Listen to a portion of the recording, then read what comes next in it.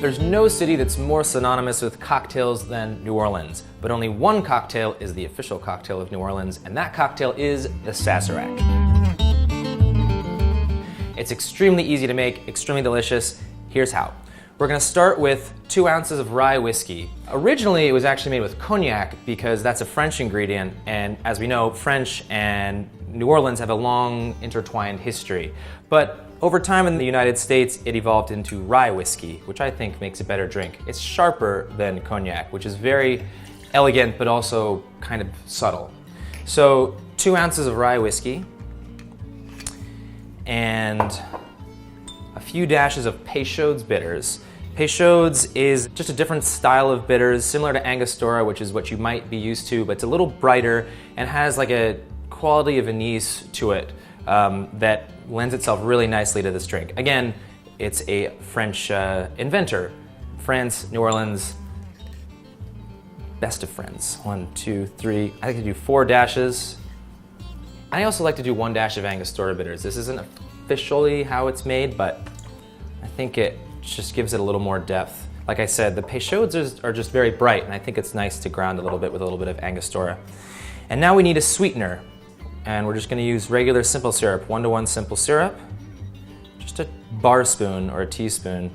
You really want to be careful when you're using simple syrup in drinks like a Sazerac or an old fashioned, because they can get sweet really fast. There's no citrus in here, so there's something to balance out that sweetness. Just enough to take the edge off the whiskey, but not too much to make it really sugary. Speaking of the old fashioned, you'll notice it's really similar to an old fashioned, a Sazerac is. It's just, you know, different bitters and little tweaks here and there, but same idea. Same template, different ingredients.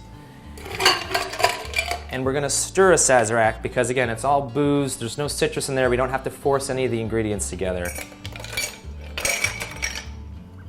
All right. Again, about 20 seconds or so, 25 seconds. And before I'm done stirring, I'm gonna grab my glass and show you the kicker to make a perfect Sazerac. Now, it's my frozen rocks glass, but we're not gonna put any rocks in this. We're gonna serve this cocktail neat, which means no rocks. But before we do that, we're gonna rinse the glass in absinthe. So I've got some absinthe here. And if you're wondering that whole myth about absinthe and making you crazy and turning you into a turn of the century bohemian artist in Paris, that's not true. It's pretty much a combination of a smear campaign by the wine industry and just a legend sort of evolving over time. Absinthe is fine to drink. You would probably die of alcohol poisoning before you drank enough absinthe to hallucinate. So we're just gonna rinse the glass in absinthe because it's so potent and it's so high in alcohol. Like I said, you'd have to drink a lot of it to hallucinate, but not a lot to get alcohol poisoning. So just a little bit, a few dashes are gonna sort of coat the glass and give you this bouquet of aromatics that are really gonna impact the drink when you drink it. And you can drink this or you can dump it out. It's early, so I'm just gonna dump it out. It smells delicious. So now we're gonna finish stirring. It's okay to leave your ice melting as long as you're not stirring. It's not gonna dilute too much, just don't forget about it because you don't want it to over dilute. Now, I'm gonna strain this baby in there.